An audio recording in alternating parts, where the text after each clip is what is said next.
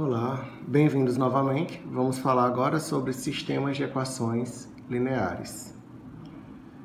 Uma equação ela é linear se ela tiver nessa forma aqui.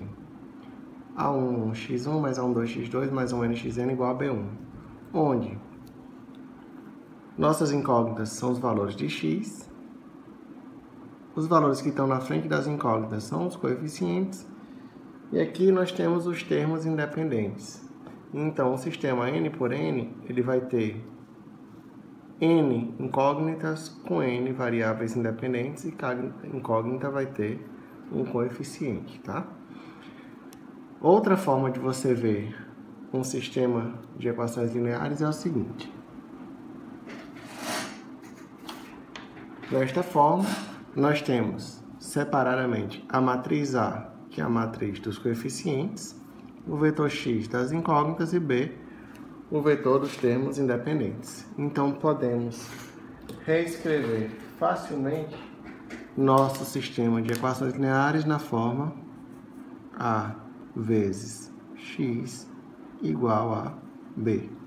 Então, aqui está a matriz A, que é a matriz dos coeficientes, x é o vetor das incógnitas e B é o vetor dos termos independentes. O objetivo da resolução do sistema de equações lineares é achar um vetor de soluções x que equilibre essa balança entre os coeficientes multiplicados pelos valores de x com o vetor dos termos independentes do outro lado. Outro fator importante é a forma de representação dos elementos da matriz A. Quando nós falamos A1, A12, A1n, estamos nos referindo à posição do elemento na matriz. O primeiro termo de índice diz respeito à linha e o segundo termo diz respeito à coluna. Então, por exemplo, A1 diz respeito à primeira linha, primeira coluna. Primeira linha, segunda coluna. Primeira linha, enésima coluna. Segunda linha, primeira coluna. Então, nós temos aqui linhas, linha, e temos aqui uma coluna, certo? Então, essa notação posicional vai ser importante quando formos falar dos algoritmos de solução. Um sistema de equações lineares, ele pode recair em três tipos de solução. Ele pode ser compatível e determinado. Nesse caso, ele tem solução única. Ele pode ser compatível e indeterminado. Nesse caso, ele tem infinitas soluções. Ou incompatível, que nesse caso, ele não tem soluções viáveis. Vamos falar um pouquinho sobre cada caso. Vamos falar, então, primeiramente, sobre um sistema compatível e indeterminado. Dado esse sistema aqui de exemplo, observe que minha matriz A dos coeficientes ela vai ser formada pelos elementos 1, 1, 4, menos 2, certo? Que esses são justamente os coeficientes das minhas variáveis. E o determinante de A vai ser igual a menos 2, menos 4, que vai ser igual a menos 6, que é diferente de zero. Então, isso aqui é uma observação inicial. Depois vamos comparar o tipo de solução com o determinante. E para resolver esse sistema, nós temos que x mais y igual a 5. Então, x pode ser, posso isolar o x nessa equação, 5 menos y. Substituindo na segunda equação, vamos ter 4 vezes x, mas no lugar de x vamos usar 5 menos y. Não estamos usando nenhum método numérico aqui, só uma substituição simples. Menos 2y igual a 2. 4 vezes 5, 20. Menos 4y, menos 2y igual a 2. Menos 4y menos 2y dá menos 6y. 20 está positivo, passar cá negativo. 2 menos 20 dá menos 18, dá menos 6y igual a menos 18. Y vai ser igual a 18 dividido por 6 dá 3. Certo? Como y é igual a 3, vamos pegar esse valor de y aqui, que a gente já achou. Vamos substituir aqui na equação. Vamos obter o quê? Que x vai ser igual a 5 menos y mais y é 3. X vai ser igual a 2. Logo, minha solução vai ser o par ordenado x igual a 2, y igual a 3. O que isso significa graficamente? Vamos ver agora. Vamos traçar as equações dessas retas, né? Tá aqui o sistema. X mais y igual a 5. Então, quando x for igual a 0, y é igual a 5. Quando y for igual a 0, x vai ser igual a 5. Nesse outro, quando x for igual a 0, vai sobrar menos 2y igual a 2, então y igual a menos 1. E quando y for igual a 0, então 2 vezes y dá 0, sobra 4x igual a 2, x igual a 1/2. Então, nós temos pontos aqui. Para a primeira equação, quando x igual a 0, y é igual a 5. Está aqui o ponto. No outro, quando y é igual a 0, x é igual a 5. Eu vou traçar aqui a equação da reta. Ligando, né? Para traçar a equação da reta, precisamos apenas de 2 pontos. Está aqui a equação 1. Agora, vamos traçar da equação 2. X igual a 0, y igual a menos 1. Y igual a 0, x igual a meio. Está aqui. Vou passar a reta ligando esses 2 pontos. Observe o seguinte. Que ponto é o ponto da interseção dessas duas retas? Esse ponto aqui é o ponto x igual a 2 e y igual a 3. O ponto 2, 3, que é a solução daquele sistema que nós acabamos de ver. Além disso, essas duas retas elas se tocam em um único ponto. Daí o fato da solução ser única. Vamos verificar agora os outros casos. Vamos ver agora um exemplo de sistema compatível indeterminado. Extraindo aqui a matriz A dos coeficientes, ela vai ser 1, menos 1, 2 e menos 2, que são justamente os coeficientes dos termos x e y. O determinante de A vai ser igual a menos 2 mais 2, que vai ser igual a 0, tá? Então, o determinante aqui vai ser igual a 0. Para resolver esse sistema, vamos fazer o procedimento equivalente ao que nós fizemos na questão passada, no exemplo anterior. Isolar o valor de x, então x menos y igual a 2. Isso implica que x vai ser igual a 2 mais y. Passamos o y para o outro lado. E agora vamos substituir na segunda equação. Então, 2 vezes x, 2 mais y, menos 2y igual a 4.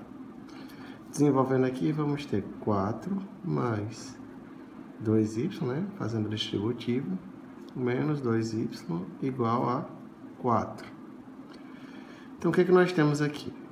2y menos 2y, nós temos 0y igual a 4. Esse 4 é positivo, passa para o negativo, 0.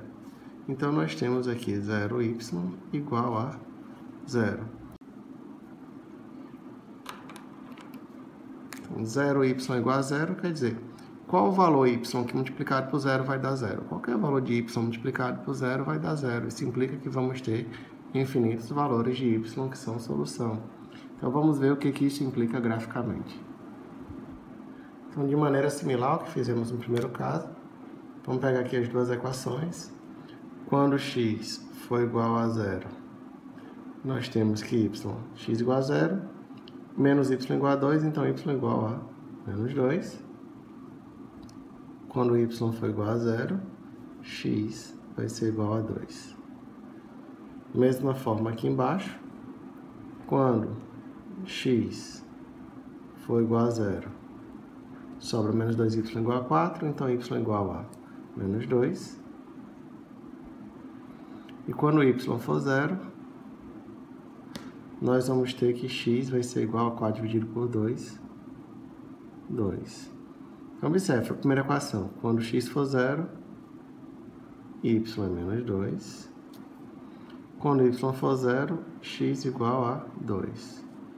Nós temos esses dois pontos aqui e vamos traçar a reta entre esses dois pontos. Tá? Isso aqui seria representando a primeira equação. Vamos agora pegar os pontos da segunda equação. X igual a 0, y igual a menos 2. Então, x igual a 0, y igual a menos 2. Está aqui o ponto. Y igual a 0, x igual a 2. Está aqui o ponto. Então, a reta que passa por essa equação vai ser coincidente à reta que passa com a primeira equação. Então, as duas retas são coincidentes. Daí o fato de nós termos infinitas soluções. Vamos verificar agora o terceiro caso. Já o caso incompatível, vamos fazer a mesma coisa, né? Pegar a matriz A dos coeficientes, que vai ser 1, menos 1, 2 e menos 2, na qual o determinante dessa matriz vai ser igual a 0, porque menos 2 vezes mais 2 vai dar 0. E aí vamos fazer o mesmo procedimento. Isolar x na primeira equação, igual a 2 mais y. E aí nós temos o seguinte. 2 vezes x, 2 mais y, menos 2y igual a 10, certo? 4 mais 2y menos 6y igual a 10. Opa, menos 2y, né? Menos 2y igual a 10. 2y menos 2y, 0y, igual a 10 menos 4, 6. Então, nós temos aqui que 0y igual a 6. Qual o valor de y que multiplicar de 0 vai dar 6? Nenhum, né? Então, nenhum valor de y que multiplicado por 0 vai dar 6. O que isso acontece graficamente? Graficamente, nós temos o seguinte. Então, fazendo o mesmo procedimento, quando x for igual a 0, y igual a menos 2. Quando y for igual a 0, x aqui vai ser 2, nessa primeira equação. Na segunda, quando x igual a 0, sobra menos 2y igual a 10, y igual a menos 5. Quando y for 0, então menos 2y igual a 0, sobra x igual a 10 dividido por 2, 5. Certo? Então, fazendo o gráfico da primeira equação. Quando x for igual a 0, y é menos 2. Quando y é igual a 0, x igual a 2. Então, aqui está a reta da nossa primeira equação. A segunda equação, nós temos quando x for igual a 0, y é menos 5. Então, está aqui o ponto. Quando y é igual a 0, x igual a 5. Está aqui o ponto. Então, a reta que liga esses dois pontos vai ser essa aqui. Logo, as duas retas são paralelas, não vão se encontrar nunca. E aí, o sistema não vai possuir nenhuma solução. Então, esses são os 3 casos de soluções possíveis para sistemas de equações lineares. Obviamente, nós podemos visualizar no caso do sistema 2x2, até mesmo 3x3. Acima disso, nós não conseguimos visualizar graficamente, mas toda a teoria ela permanece matematicamente válida. Nos próximos vídeos vamos ver dois tipos de métodos, métodos diretos e métodos iterativos. Os métodos diretos, eles possuem a sequência pré-determinada de passos que levam à solução do sistema.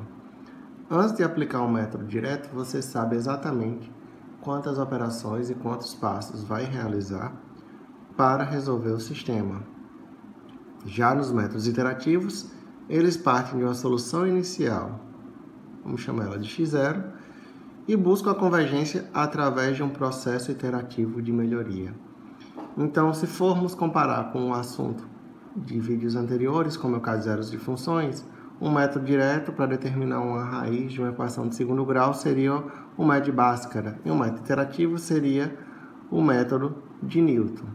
Então, veremos aqui o método da eliminação de Gauss e fatoração LU em um primeiro momento. E nos métodos iterativos, vamos ver os métodos de Gauss-Jacobi e Gauss-Seidel. Um conceito interessante, antes de falarmos de métodos diretos, é o conceito de matriz triangular. No caso, essa matriz A é uma matriz triangular superior. Por que é uma matriz triangular superior? Porque todos os elementos acima da minha diagonal principal, eles são diferentes de zero, e todos os elementos, quer dizer, ou em sua maioria diferentes de zero, e os elementos abaixo da diagonal principal, eles são todos zero, tá? São todos elementos nulos, os elementos que estão abaixo da diagonal principal. Por que esse conceito é importante? Porque os métodos de eliminação de Gauss,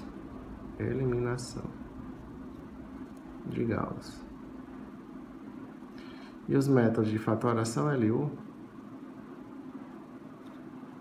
esses dois métodos, eles não resolvem o sistema. O que eles fazem? Eles transformam as matrizes, ou o sistema equivalente, o sistema aumentado, numa matriz triangular. E aí, a partir daí, a solução do sistema ela é trivial, ela é muito simples, através de retrosubstituição. Então, esse conceito de matriz triangular é importante porque os métodos de eliminação de Gauss e fatoração LU vão trabalhar com matrizes triangulares. Mas então, o que seria uma retrosubstituição? Seriam substituições sucessivas aplicadas no sistema triangular. Nesse caso aqui, temos um sistema triangular superior. A determinação do valor de x3 é simples, né? Daqui nós temos que x3 vai ser o quê? 3 dividido por 3, que vai ser igual a 1. Pegamos esse valor de x3, substituímos aqui na equação acima, tá? Então, como x3 vale 1, então 3x2 mais 1 igual a 7. 3x2, esse 1 está positivo, passa a negativo, então fica 6. Daqui nós temos que x2 vai ser igual a 6 dividido por 3, vai ser igual a 2. E aí nós já temos na equação de cima que x3 vale 1 e x2 vale 2. Então vai ficar 2 mais 2, 4. 4 passa para lá. Menos 4, 5 menos 4 dá 1. E x1 vai ser 1 dividido por 3. Então, a solução desse sistema vai ser x igual a 1/3, 2 e 1. Tá?